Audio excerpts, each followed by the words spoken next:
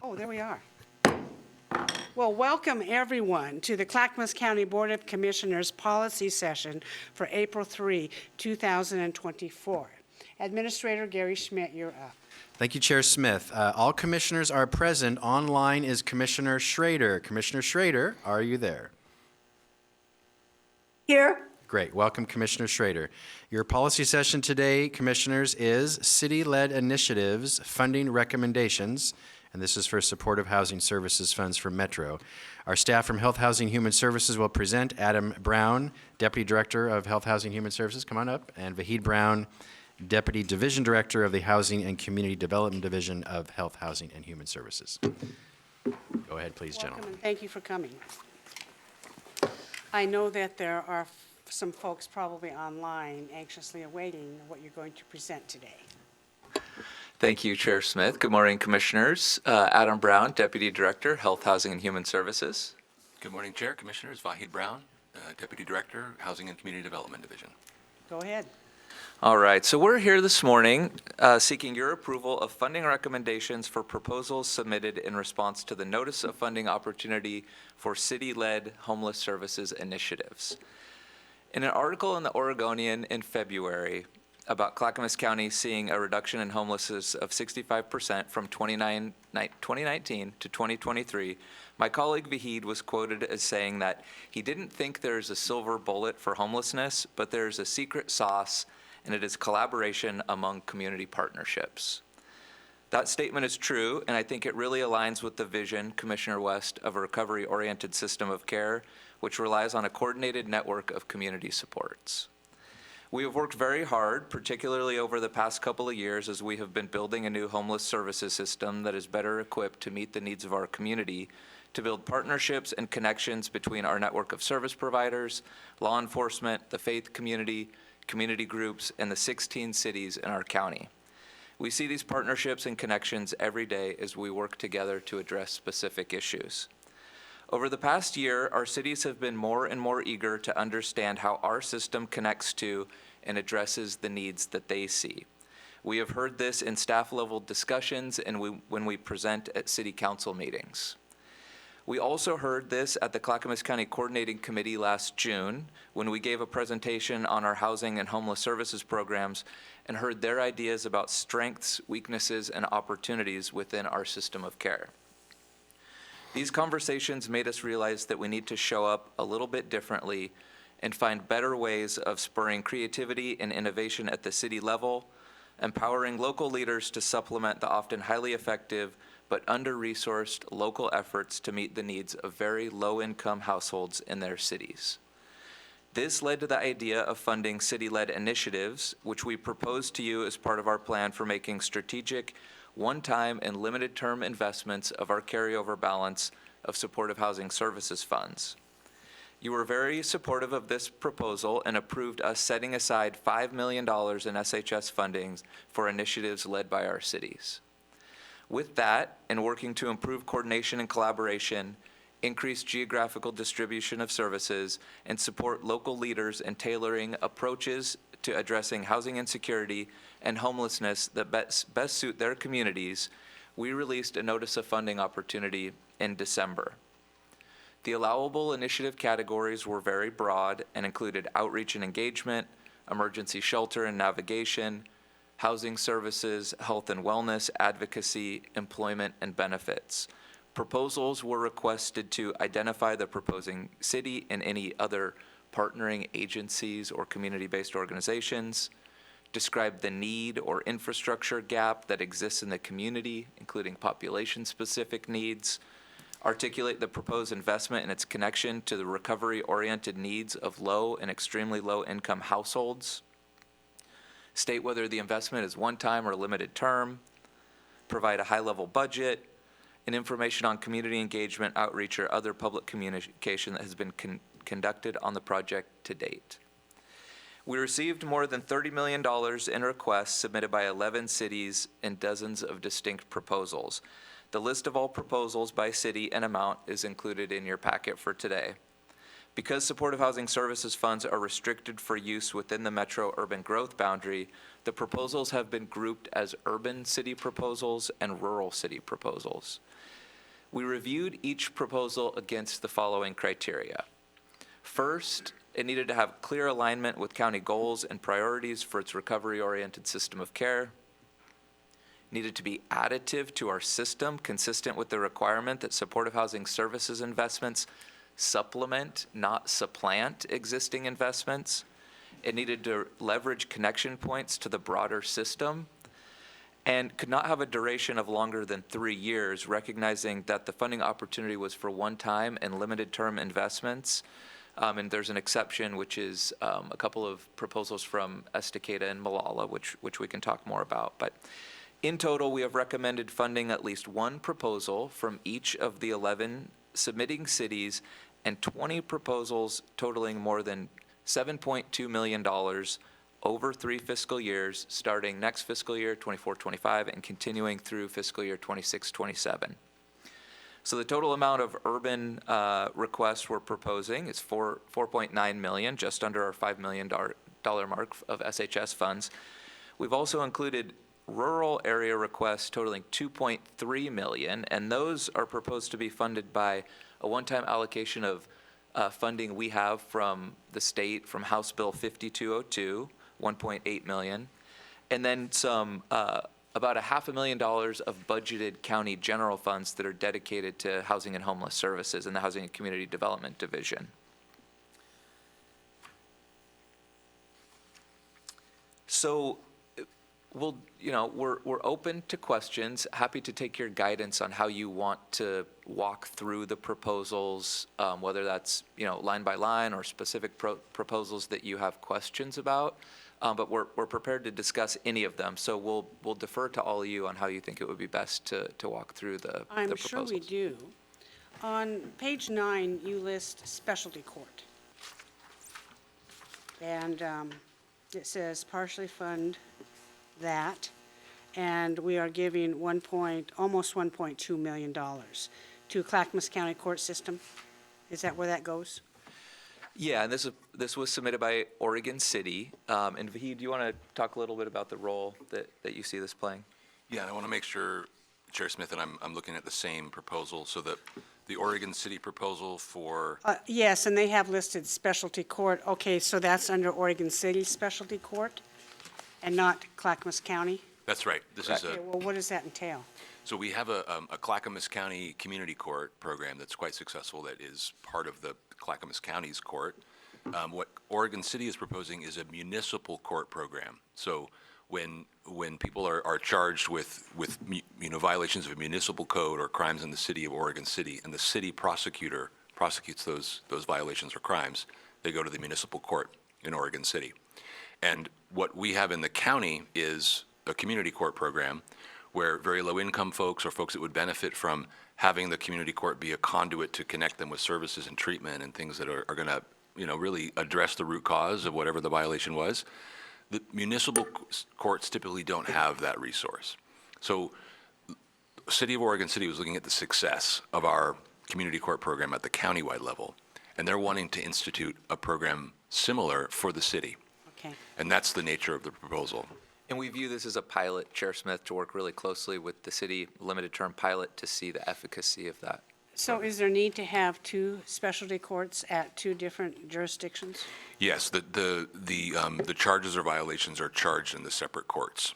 So anyone who's charged under municipal code or by the city attorney in the City of Oregon City for violations of code or of crimes in that city, they go to the city's municipal court. And there is not an opportunity to have them go through the county's community court because it's a different, the charge travels a different path. It's under the jurisdiction of a different court. So if they did not have this municipal court, where would they go? Well, so the example there would be someone who lives in unincorporated Clackamas County, then there isn't a city jurisdiction that has a city court, a municipal court, and so they would go to the county's court, and then their charges and crimes would come to the county's district attorney's office instead of a city attorney. Commissioner Savas. Yeah. Well, I have 2 questions, but I just want to just finish out this thought here. So I know that cities, for example, for their police department, have a court for their traffic ticket, for example. Yep. That's not Clackamas County, that is the city. If someone is found guilty of something, I guess they have the ability to send them to jail, which is not city jail, it's county jail, as I understand it, Yep. right? So I'm just trying to understand the distinction between knowing that Oregon City has their own court for typical violations and everything. What is this money doing per se that's unique? I mean, that's what I'm trying to understand, that the infrastructure already exists today, right, absent this money. So is it really the care and handling of this population? Well, there's not a specialty court in the city of Oregon City, so this funding would stand up a new infrastructure. They have a municipal court, but not a specialty court. Oh, specialty court, okay. Yeah, so Clackamas County has a specialty court, community court, and we work with our community prosecutor, Bill Stewart, and he's a great partner with us and our department on identifying households that will be best served, not by going through, criminal prosecution and incarceration, but diverted to specialty court, community court, where the court can put some requirements on things like participation in treatment or a recovery program, and say you have this option. You can kind of clean Okay. this up and move on with your life, or we can charge it over here and you go to jail. Now, the city of Oregon City doesn't have that option. So when they have a repeat offender with someone who's living in their car and they're getting traffic tickets, and then they're getting, bench warrants for not showing up, and then they're getting arrests, a warrant going out to their police department, they have to chase this down and then repeat and repeat. And the indigent household living in the vehicle maybe doesn't have the resources to address the ticket. So it's just like, we're stuck in this cycle. If they had the specialty court, they could take that person and move them to specialty court and say, well, we recognize you don't have the resources to do this, to pay for this fine, so we're going to require your participation in some program that's going to address that. And that might be a program that helps connect them with housing assistance. Okay, I get it now. I'm sorry if I didn't pick that up earlier. The two questions I had, one of which I guess is overall, is that from the administration standpoint and the auditing standpoint for the SHS dollars and the full, is that still in our house? So the metrics and delivery of services and responsibility that those dollars are being spent and meeting Metro's requirements, is that still our responsibility? That's correct, Commissioner. And subject to your approval today, the next step would be working with each of the cities to negotiate an IGA, or, if the funding's going directly to them, it's with them. If it's through a community-based organization, it's incorporating it into that contract. But the funds will be obligated in contracts that have performance, compliance requirements, outcome metrics, things like that. So the funding will flow similar to how it would flow to any of our service providers with similar program and reporting language. Okay, so if there's I call it an award, or for a particular city, and let's just say it's $500,000, just to say as a rule of thumb, is that admin cost built into the 500, or is the admin cost built into our SHS system here at the county? Who's covering that admin audit function? Is it built into the 500,000, or is that? Yeah, it would be built into the allocation. So on our side, we're equipped to do this monitoring and program administration. On the city's side, we would work with them to make sure that they have the adequate supports there, but we haven't contemplated additional funding for the administrative resources on their side to administer the funds, so we would have to build that into the expectations and assure their capacity to support that. Okay. So in essence, then, all of this money being dispersed, there's probably going to be some extra handling cost in addition to what's the award itself is. Yeah. Right? Okay. That answers that. I'm on, I guess, page 8 of 18, which is where it starts out with the city-led initiatives, and has got dollar amounts and got lines crossed out, and then all the way to the right, it says partially fund, alternative solution, do not fund. So I'd like to better understand that. Maybe let's start, because the first one here that is a city that does not have anything crossed out is Happy Valley, so that's the first one on the list. I see we have fund for 3 years, immediate care package. What is that? Yeah, so good question. Let me walk you through how the table is structured. Sure. So you've got the cities, you've got the different proposals that we grouped under that city. And then going from left to right, you have 5 fiscal years. So some of the proposals cities submitted were either ongoing or their duration was beyond 3 years. To make this fit within the funding we had available, we really did have to condense it down to 3 years, and that fits more with a pilot program model than 5 years. So we made that decision to condense it in that way. So we wanted to be fully transparent with you in what was submitted fully, but we also tried to make this consumable in a way so that you could see what it was we actually decided to fund. So the numbers that are struck through there, that's the full, you see the full funding picture with the things we didn't fund struck and the amounts we decided to fund left unstruck. And then the totals don't include what struck. It's just what we wound up funding so that you could see, for example, Happy Valley Commissioner, that it's 127,000 each year over 3 years for a total of 383,000 awarded to them over that period. Then on the right, the recommendation, on the first line you see partially fund. And it's partially because they requested 5 years or ongoing, and we are only funding 3. The second line, alternative solution. So what they proposed on this line is dedicated staffing with the Father's Heart to pair with their homeless liaison coordinator so that they have homeless services outreach connected to that embedded homeless liaison. And we said, we see that need, we hear you, that's a good idea.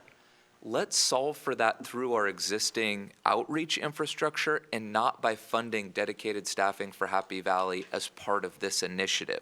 So we've said, we're going to work with you to find an alternative solution to meet that need that you've identified.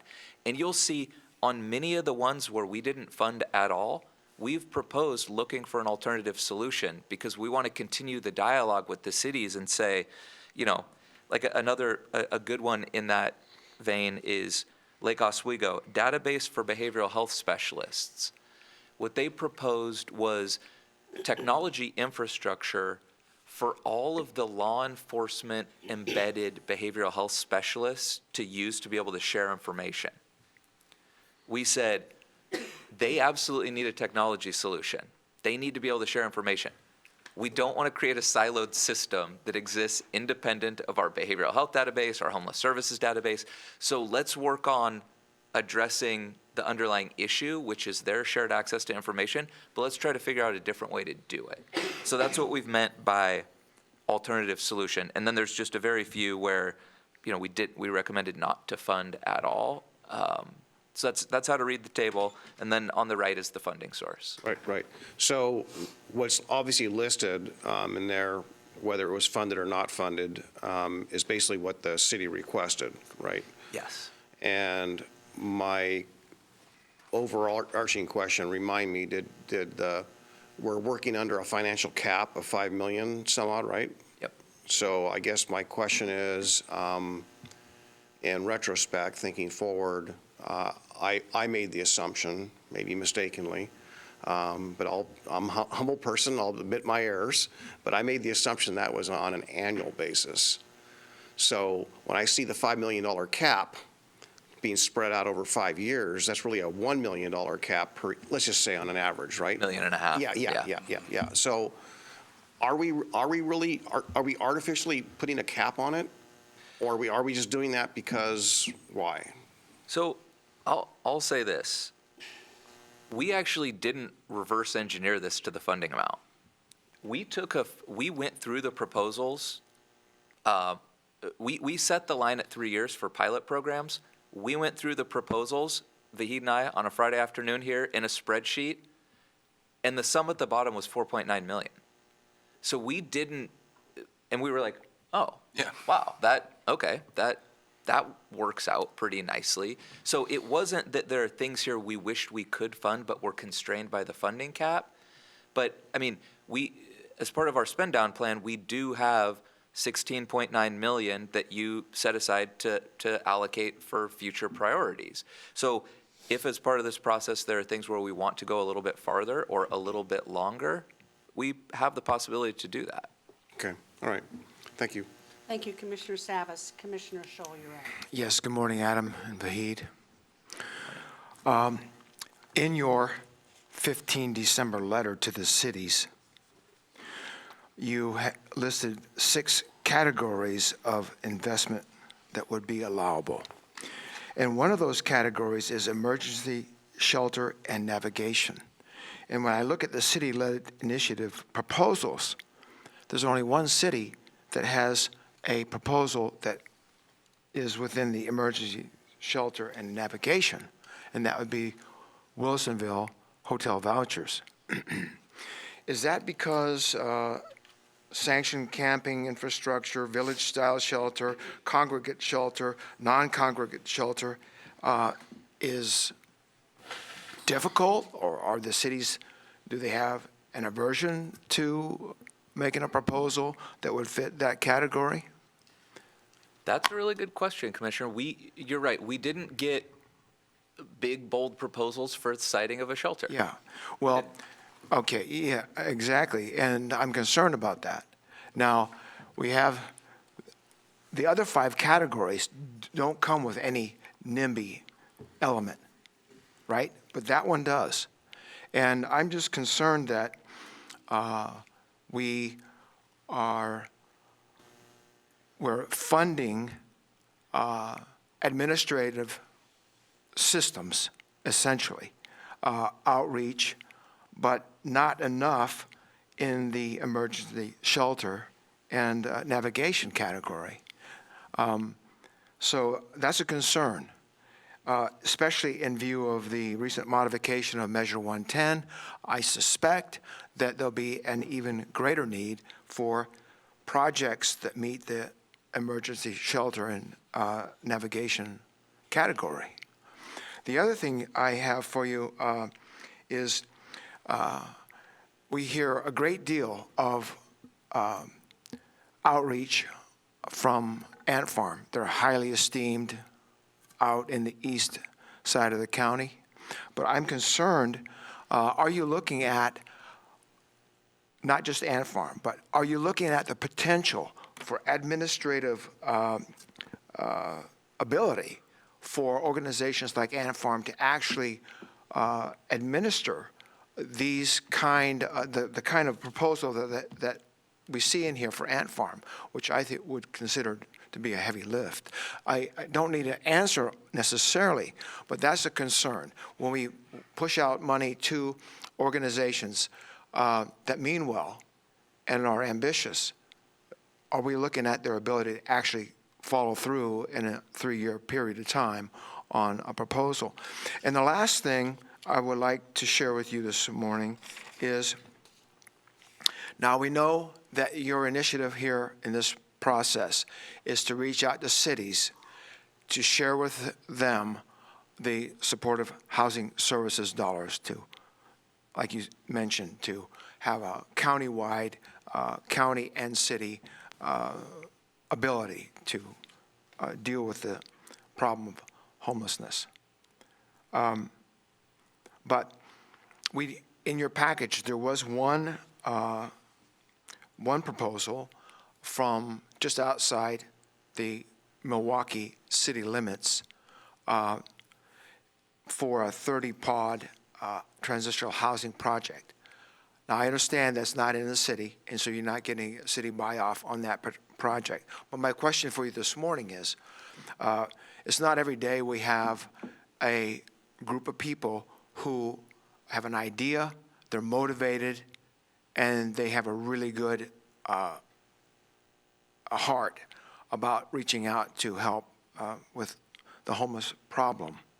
So my question is, are we going to hear from you sometime in the near future, a proposal for looking at projects that are not inside a city limit, but are inside the metro urban growth boundary, because we have a need there too. And again, when we have organization or a group of people who have an idea, it's incumbent upon us here at the county to really take a serious look at their proposal.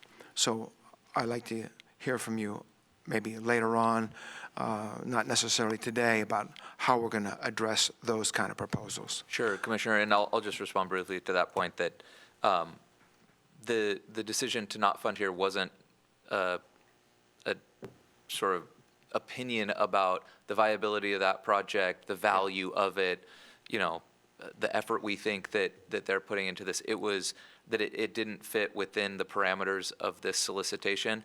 We're happy to, you know, I've exchanged some emails with folks today. We're happy to sit down. That proposal was submitted by Do Good. It actually did have, you know, some support from the city of Milwaukee. Yeah. They just couldn't figure out how to fit that within this proposal. Okay. So we intend to continue the conversation with them. Okay, good. Yeah. I appreciate that. Thank you. Thank you. Commissioner West. Thank you, Chair. Good morning. Good morning. It was really cool to see little seeds planted last year and ideas come back before us and start to be reality. So thank you for the hard work on this. And thank you for making it easy to understand and go through all the different proposals and in a way that's transparent. I appreciate that. I'm going to jump around a little bit with some of my questions. I am curious, I'll start with West Lynn. Proposal 12, camping infrastructure, $100,000. We are also, I don't know when this all started, but we are starting to see some rumblings back in the higher courts on this camping issue that we've all been governing around. And lo and behold, everybody, it can change just like that, and here we go. It looks like it just might. So my question is, I think we do need some of these low-barrier infrastructure pieces. I've also seen a lot of the camping infrastructure in the metro area go a little bit awry and not well-maintained. I've seen RV camping places like the Salvation Army does over there on Marine Drive on 33rd area be really successful and well done. I'm kind of curious about like what kind of camping structure are we helping to facilitate here, that kind of the details into that. Do you have any insight on what they propose that to be like and where? Yeah, and I'll do my best to look through the proposal here and get you the specifics. But so they proposed portable restrooms, hand washing stations, trash collection services, security fencing, landscaping, designated tent sites, accessibility infrastructure. So it's pretty, you know, basic infrastructure for a camping site. That probably is sufficient for a low volume of use, but we're going to make sure that that's connected to our outreach system, and that there's engagement, right? So this is kind of minimal infrastructure that you would need to be able to give people a safe camping site.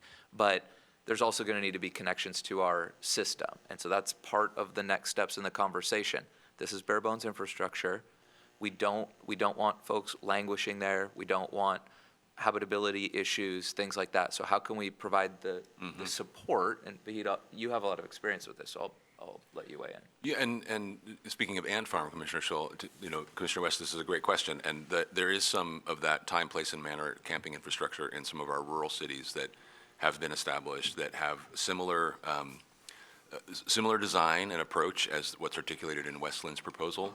It's, you know, overnight, it's a place where people can legally be, it's on public property, and there's some rudimentary infrastructure like what's asked for West Lynn, some porta potties, some fencing, that kind of thing. And we've worked really closely with our partner Ant Farm to do what Adam's describing. These are successful programs now, like in our rural cities, and we're hearing that from the cities. It's going great, that it's clean, that folks are, you know, abiding by the rules. Ant Farm is going there regularly to do kind of cleanups and engage with folks, ensure that people understand the code of conduct. There's a little bit of tough love approach too, right? It's like you can't, if you're not going to follow the code, you can't be here. And that's reinforced by both Ant Farm and local law enforcement. So they're kind of hand in hand on that approach. But it's successful. We're moving people out of those camps into Ant Farm county-funded Ant Farm programming to get people off the street. That's the vision we have for these. There were a couple of of infrastructure for camping proposals can be proposed, had one as well. This is exactly the model that we're going to try to replicate with them. So are they monitored 24/7? Do we know exactly that they're going to be clean and health codes are abided by and it's temporary?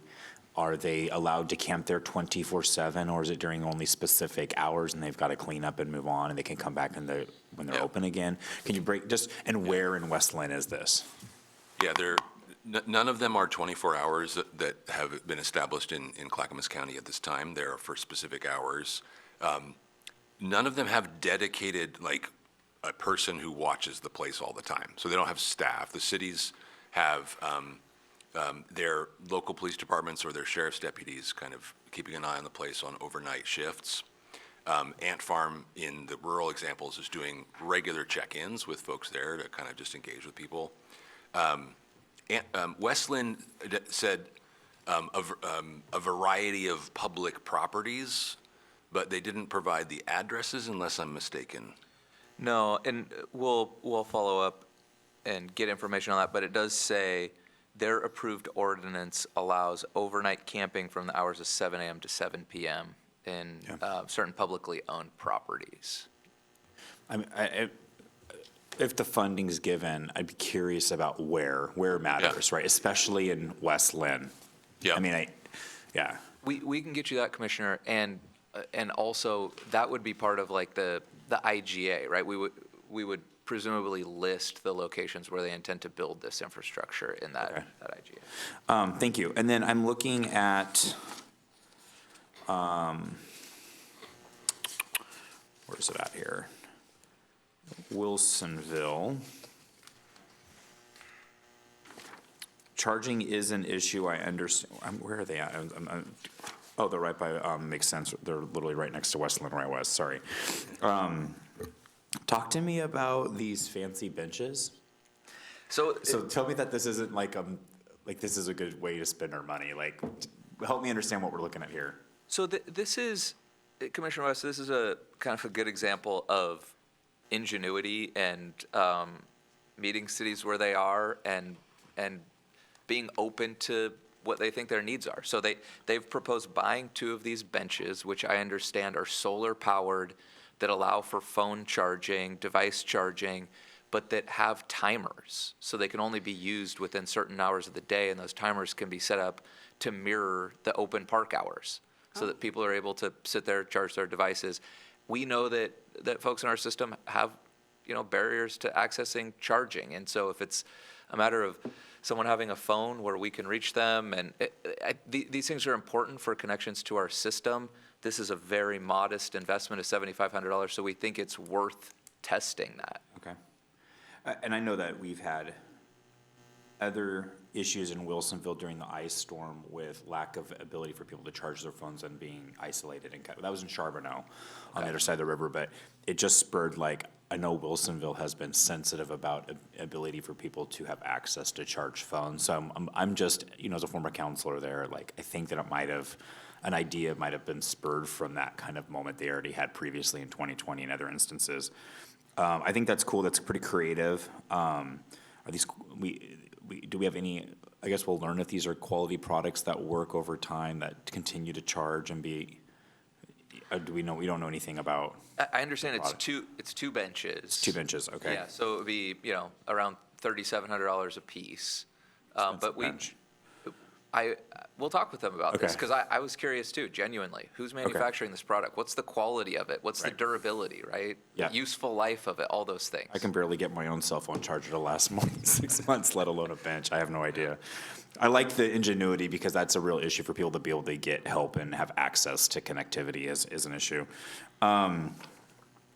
The Canby Center, quick, rural versus urban area for SHS dollars. We have a bunch of money here also going, maybe I missed it, but we have a bunch of money going also, it looks like, to asks from our rural cities. That's not SHS dollars, is it? So tell me, are we freeing up additional dollars and now we're also giving them the opportunity to do the same as the cities in the urban area? And is that, can you break that down, like how some of this is not SHS and how the rural part is being funded? Yep, absolutely. Super good question. So in the 2022 legislative session, Clackamas County received a direct allocation of House Bill 5202 funds, $2 million. Those dollars were restricted for shelter services and infrastructure, hygiene services, and homeless outreach. Frankly, we've been waiting for the right opportunity to make rural area investments with this money, knowing that we've got a lot of projects going in the urban area. We kind of, dating back to before C4 last year, we had this vision of eventually leaning in with the cities and trying to do some of this stuff. So we held that money knowing how valuable our limited resources are for our rural communities, the local and state funding that's not restricted to use within the UGB. So that's where that money came from. And the proposal is an allowable use.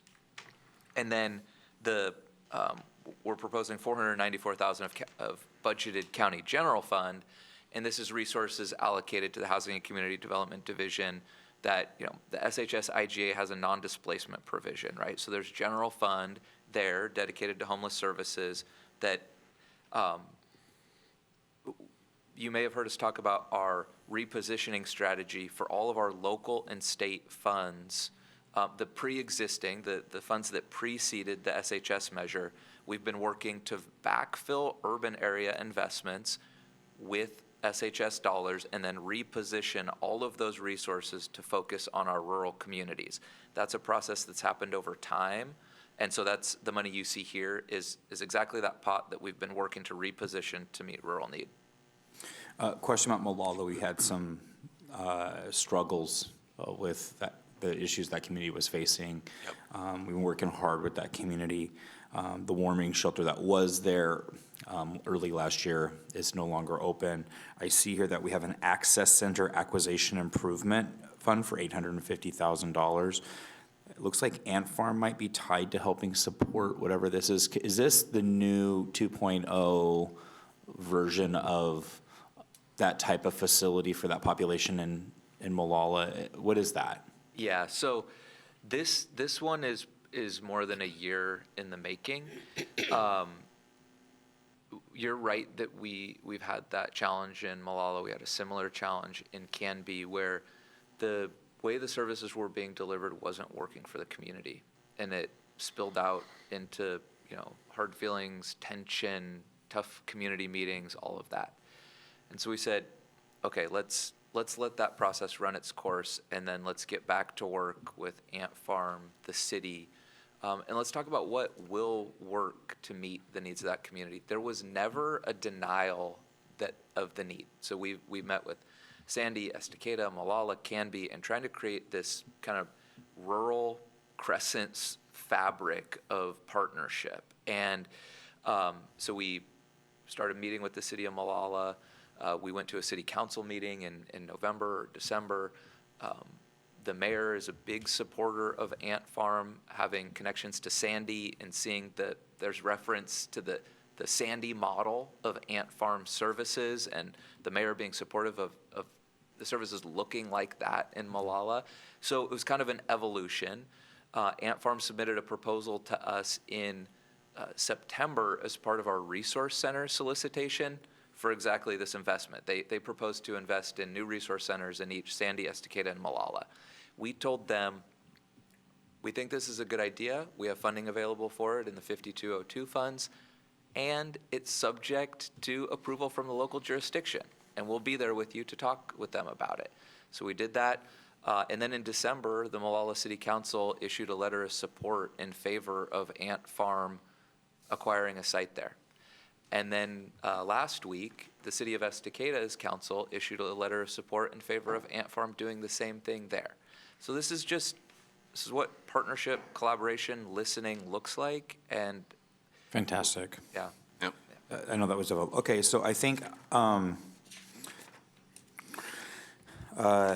don't have much else to add. You're right. This is completely incongruent with the recovery-oriented system of care, as all the different stakeholders from that very grassroots level start to have some stake into what's going on. And so I appreciate the effort in this. This is totally in alignment with those efforts in our value system, and good work. Thank you. Thank you. Commissioner Schrader, you're up. Okay, let me just unmute here. I just want to thank staff. I think this is a very thorough job. And I think what I most appreciate about this is also the emphasis on our rural communities in our rural areas, because I had lived in Canby for over 36 years and had seen firsthand how difficult it was to get services out to some of our rural areas. And I think the being able to expand those services with a proven entity like Ant Farm is extremely positive. I don't really have any issues to speak of about any of the recommendations here. It sounds as if we've kind of gone through some of the details of what needs to happen. And I agree with Commissioner West. This flows very nicely into our notion of a recovery model. And I think it's also a model of how we kind of work with services in two very interesting parts of our county, both the urban and the rural spots, and how we're allocating resources in a way that's very fair for everybody that needs to be served. So thank you, colleagues. I'm in a quiet room now. I was out where it was rather noisy, and I didn't want to say too much until I could find a quieter spot. So thanks. Thank you, Commissioner Schrader. Before I go to two other commissioners, I want to make one point. These monies are being allocated to the cities. That's aside from the previous opioid dollars that this board approved of. I just want to make that very clear. So not only the cities are getting this, they're getting opioid dollars to help them in other areas. Does anybody remember off the top of your heads how much that total amount was? You don't have to tell me now, but have time to think about it. Yes, we're estimated to get approximately $17 million over 20 years, and that amount will go up. Yeah, but we gave some to the cities. I apologize. Yeah, that's fine, Gary, that's okay. Going back to page 10, where Commissioner West was talking about the cities of Molalla and Estacada starting access centers with the Ant Farm, I noticed a very difference in price. Estacada is $652,000, and the Molalla site is $850,000. You could assume because Molalla has a bigger population. I don't know if that's a reason or not, or maybe real estate's higher in Molalla. I don't know that either. Can you tell me why? It's a good question. I can get you more details on that. I know they have been, over the last couple of weeks, the kind of property search is underway. Molalla has a purchase and sale agreement. Ant Farm has a purchase and sale agreement in place on a property in Molalla. And we've told them, hey, we got to sync these things up, not get ahead of what's happening with our board. But I'll get you details on would the you? properties, for sure. Yeah, that'd be fine.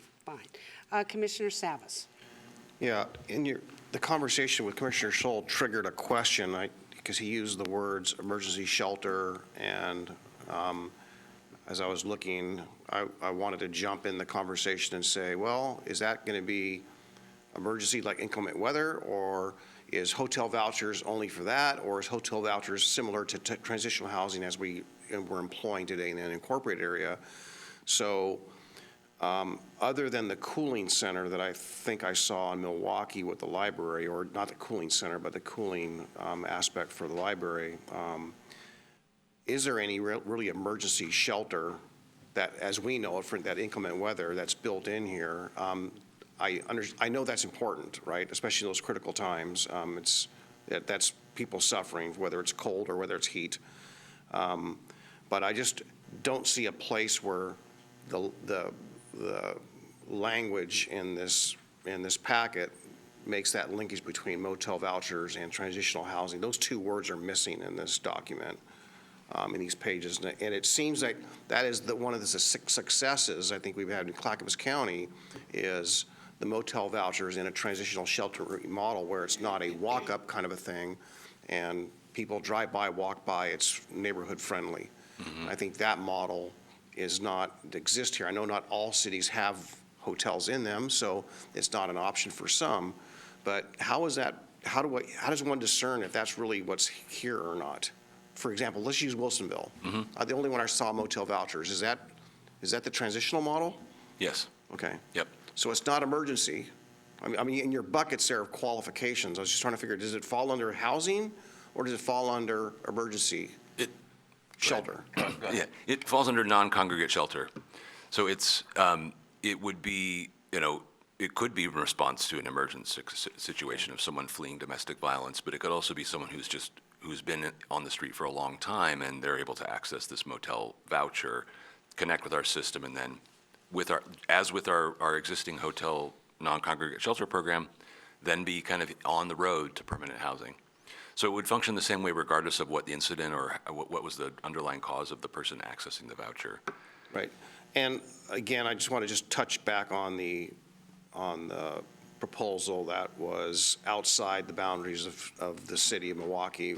What model was that by Dugamolin? Was that a transitional type of model, or is that a walk-up kind of a model? It's transitional, similar to Clackamas Village type, or Vets Village, Clackamas Village, very similar program design. Yeah. Okay. Do we know about where? Did they have a site? Where was that? Well, it was in a residential neighborhood just outside of the city of Milwaukee. It's a somewhat less than 1 acre single-family home property in a residential neighborhood surrounded by single-family homes. Okay, can you make some geographic sense? I mean, not a specific address, but a geographic sense? Geographic sense. May I speak to that? Yes. You simply just go up McLaughlin Boulevard. Please, Paul, the side street? Park Street, and then it's just a block and a half back to the east, in a very quiet little neighborhood, a very nice spot, conducive to the project that they have proposed. And I have the address, Commissioner Savas, so I can send you after. Okay, yeah. I'm just hoping that, I think the idea, first of all, I want to digress here. I just want to applaud the cities for, this is huge, right? I mean, the fact that they're involved and engaged is really important. So I want to just put my accolades and appreciation to all the cities who engaged and staff. You're all working with them, and some of this was led out of C4 and other areas, but all to say that this is a big step, so I really do appreciate all that. That said, I think it's all of the, everything that's within the city or that the city does is going to have to take on their own city process with their city council and their constituents, right? For siting, we learned a lesson in Oregon City. I guess we're working through that, right? And Oregon City, even prior to the navigation proposal, was dealing with Father's Heart and everything else. So that is something that is in the control of the city within their boundaries. Anything that's outside of that has to fall into the same, our auspices, our procedures and processes. And we can talk about how we do that in the future, but my understanding is that there's got to be neighborhood involvement, clearly. And I think that we had, I think, in our conversations, had a preference that we don't embed those in neighborhoods, more of a, put any neighborhoods at risk and so forth. So we've been very careful about how we cite those things in more commercial type oriented areas, maybe sometimes are industrial. But that's a big step. But all to say that, any kind of proposal anyone does has to go through us. It can't be done by a city if it's not within the city itself. So that's why I think that doesn't fit. And that's under our auspices. That's our responsibility at that particular point. I can tell you that because of the at least on that one there, because of some neighbors and the light rail station and the 7-Eleven and all the other, know that area very well. It's a problem area today. So there's a lot of sensitivity in that area. So I'm not trying to diss one thing or another, but all I'm to say is that there's areas where they have suffered, the neighborhood has already suffered some severe impacts because of the light rail station. And that's an ongoing thing that has not stopped. That's very true. And I can give you the names of the people. Yes, Yes. definitely. and the pictures, and the hours of the day, the phone calls I've got at 3 o'clock in the morning from people screaming, it's pretty hot area. Very hot. Is that it? That's it. Okay. Gary, you have a comment? Yes, your earlier question about the opioid dollars, it's $1 million the board is authorized to give to cities through a grant application process. Okay, thank you. Commissioner Scholl. Yes, as we've listened to the discussion this morning, I'd just like to say that as we consider these proposals from the cities, that we need to respect each city's view of the problem that they have in their cities, knowing that each city will look at issues a little bit differently, have slightly different needs and priorities. So my concern this morning is that we make sure that the project is in accordance with your investment categories listed in your 15 December notification of funding, and that it meets the 3-year funding requirement, and that it is connected to a recovery-oriented need of low and extremely low income people of the county. And then finally, that it is in accordance with Performance Clackamas plan. So that's what I'm looking at, those things this morning, not the specific details on how a city is going to go about implementing their plan once it's funded. I think this is just a monumental plan you've put together. I've had my monthly mayors and chair meetings where we had very robust discussions regarding this. Every city is different. Every city has a different need, and they look upon their constituency differently based on the feedback they get. So we need to be very mindful of that and sensitive to the needs. I think this is fine going forward. Commissioner West? Quick question. Out of the Tri-County area that has SHS funds, has any other county collaborated with their local cities in a way that partnered with them like this? Or is this unique to Clackamas how we're doing it? Commissioner, I believe this is unique to Clackamas in terms of getting everybody together, soliciting proposals, working as a community. And for us, it's remarkable because it's 16 cities. Yeah. Well, it's remarkable because, but be reminded, Multnomah has how many cities? Portland and Gresham. Is there any other cities? Yeah, they have Troutdale, Corbett, Fairview. Troutdale, Corbett, Fairview. Fairview. They have a few. Washington County has been very successful with Beaverton and Harrisburg in their outreach, and those cities are quite larger. So it's not a fair comparison, I don't believe, because we have 16 unique cities, all different, okay? And it's extremely difficult. If there's no other comments, you have another question, excuse me. Yep, almost done.